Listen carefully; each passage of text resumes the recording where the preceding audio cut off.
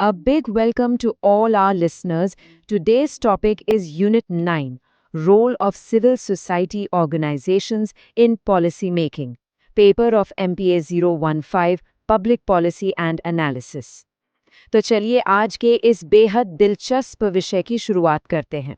देखिए, जब भी हम पब्लिक पॉलिसी या लोक नीति की बात करते हैं तो अक्सर हमारा सारा ध्यान सिर्फ सरकार पर होता है ना?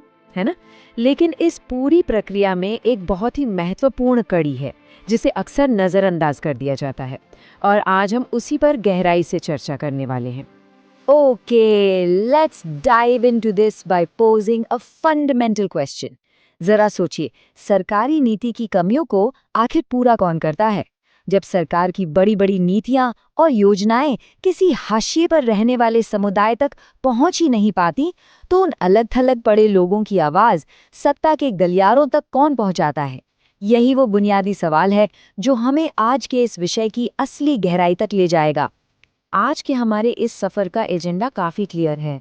हम बात करेंगे पॉलिसी नेटवर्क गैप की, सीएसओस की परिभाषा और उनके प्रकार की, साथ ही हम देखेंगे उनकी मुख्य भूमिकाएं, वास्तविक दुनिया में उनका नीतिगत प्रभाव, और अंत में चर्चा करेंगे आने वाली चुनौतियों और आगे की राह पर। Section 1, the policy network gap, यानी वो छूटे हुए वर्ग जिन तक नीतियां पहुंच नहीं पाती। अब देखिए, भारत में नीति निर्माण का जो मुख्य नेटवर्क है वो बेशक बहुत विशाल है। इसमें planning commission, national development council, PMO और कैबिनेट सेक्रेटेरिएट जैसी बड़ी बड़ी संस्थाएं शामिल हैं।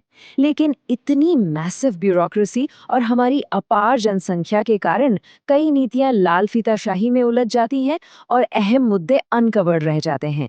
ये पूरा सिस्टम तब तक एकदम अधूरा है जब तक इसमें बाहरी समूहों की भागीदारी ना हो।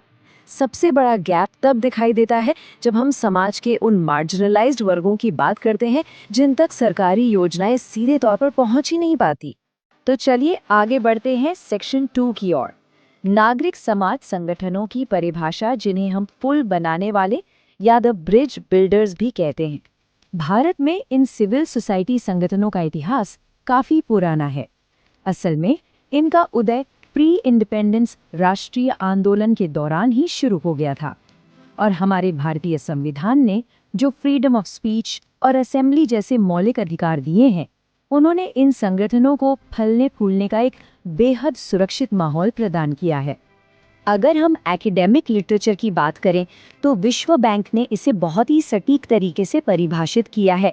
उनके अनुसार एनजीओज में सिर्फ वो धर्मार्थ संस्थाएं ही नहीं आती जो विकास के लिए फंड जुटाती हैं, बल्कि वो सारे नागरिक समूह भी शामिल हैं जो जमीनी स्तर पर जागरूकता बढ़ाते हैं और सीधे तौर पर सरकारी नीतियों को प्रभावित करते हैं। अब आते हैं सेक्शन 3 पर, सीएसओस के प्रकार और उनके विविध दृष्टिकोण। इन समूहों के काम करने के तरीकों में एक बहुत ही इंटरेस्टिंग एकेडमिक कॉन्ट्रास्ट मौजूद है। एक तरफ हमारे पास सुधारवादी या रिफॉर्मिस्ट एजेंसियां हैं जो सिस्टम के अंदर रहकर काम करना पसंद करती हैं। ये मौजूदा राजनीतिक ढांचे के भीतर ही बदलाव की वकालत करती हैं। और दूसरी तरफ है कट्टरपंथी या रैडिकल एजेंसियां जो शोषित वर्गों को संगठित करती हैं और उन्हें अपने हकों के लिए सीधे लामबंद करती हैं। इन विचारधाराओं के अलावा काम के आधार पर भी कई महत्वपूर्ण श्रेणियां हैं, जैसे टेक्नो मैनेजेरियल संगठन जो आधुनिक मैनेजमेंट और तकनीक के जरिए ग्रामीण विकास करते हैं। सर्विस ओरिएंटेड संगठन सीधे स्वास्थ्य और शिक्षा जैसी जरूरी सेवाएं देते हैं।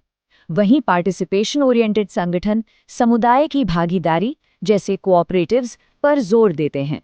और अगर हम इनके स्केल की बात करें तो ये एकदम ज़मीनी स्तर से लेकर रेड क्रॉस जैसे राष्ट्रीय और ऑक्सफैम जैसे अंतर्राष्ट्रीय स्तर तक फैले हुए हैं। इनकी विशाल स्ट्रक्चरल डाइवर्सिटी वाकई कमाल की है। सेक्शन 4, मुख्य भूमिकाएं और कार्य, यानी परिवर्तन के वाहक। So the absolutely crucial point here is कि ये संगठन सिर्फ सरकार की मदद भर नहीं कर रहे हैं, ये विकास कार्यक्रमों की प्लानिंग और इम्प्लीमेंटेशन दोनों में शामिल होते हैं। ये एक तरह से सरकार के वॉचडॉग के रूप में काम करते हैं। साथ ही जमीनी ज्ञान का उपयोग करके ये पॉलिसी एडवोकेट्स के रूप में बहुत अहम भूमिका निभाते हैं और वंचितों के लिए एक ओम्बुड्समैन यानी एक स्वतंत्र लोकपाल बनकर डटकर आवाज उठाते हैं। अब चलते हैं सेक्शन 5 की ओर, वास्तविक दुनिया में नीतिगत प्रभाव। चलिए कुछ केस स्टडीज देखते हैं।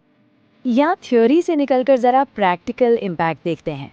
ये काफी दिलचस्प है कि कैसे सटीक रणनीतियाँ हाशिए के लोगों के लिए ठोस परिणाम लाती हैं। उदाहरण के लिए मुंबई में स्पार्क और महिला मिलन ने फुटपाथ पर रहने वालों को सरकारी एजेंसियों से सीधे बात करने के लिए सशक्त बनाया। गुजरात में दिशा ने राज्य के बजट का गहराई से विश्लेषण किया ताकि आदिवासियों के लिए आवंटित संसाधनों की कमियों को उजागर किया जा सके। और बैंगलोर में विभिन्न नागरिक समूहों ने अधिकारियों के साथ बहस और कार्यशालाएं करके प्रभावी कानून बनाने का जबरदस्त दबाव डाला। इन जमीनी बदलावों की गहराई और इनके सोशियो इकोनॉमिक इम्पैक्ट्स को महसूस करना बहुत जरूरी है। यही वो चीज है जो वास्तव में जमीन पर हाशिए के लोगों का जीवन बदल रही है। सेक्शन 6, चुनौतियां और आगे की राह। यहाँ नीरा चंडोक का एक बहुत ही प्रोफाउंड एकेडमिक पर्सपेक्टिव है। उनका मानना है कि इस पूरी प्रक्रिया में नागरिक समाज लगातार खुद को रीइन्वेंट करता रहता है, खुद को नया रूप देता है।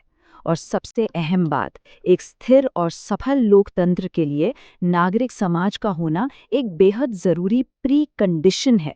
इसके बिना सच्चे लोकतंत्र की कल्पना करना भी मुश्किल है। अब बड़ा सवाल है कि आगे क्या? 10th 5 ईयर प्लान के विजन को अगर साकार करना है तो सरकार और नागरिक समाज की पार्टनरशिप को मजबूत करना ही होगा।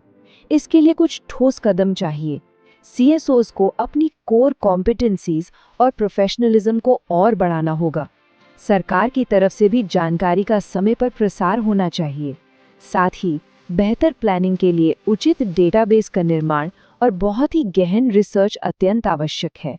तो अंत में सोचने वाली बात यह है कि राज्य और नागरिक समाज के बीच विकसित होता ये रिश्ता हमारे लोकतंत्र के भविष्य को कैसे आकार देगा। Thank you for watching. Next unit will be discussed in next video. If you like to attend the quiz, see the description, quizzes. Please do like, subscribe and share.